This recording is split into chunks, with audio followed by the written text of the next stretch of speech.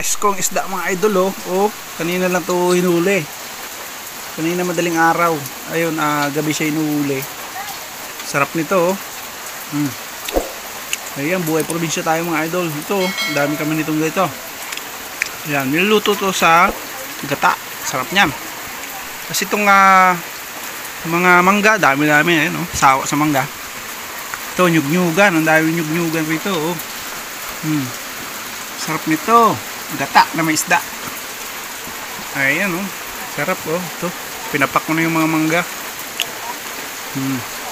So ayan ang tayong pagkain.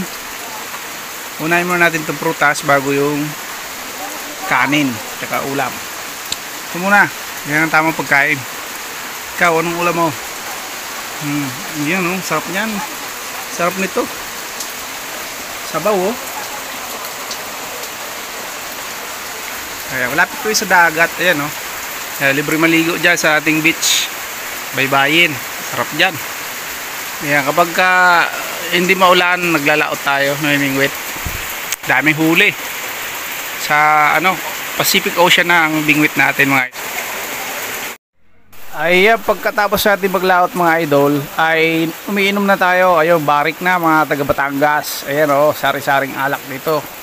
Ayan ang libangan natin kapag walang laot. O wala tayong ginugupitan.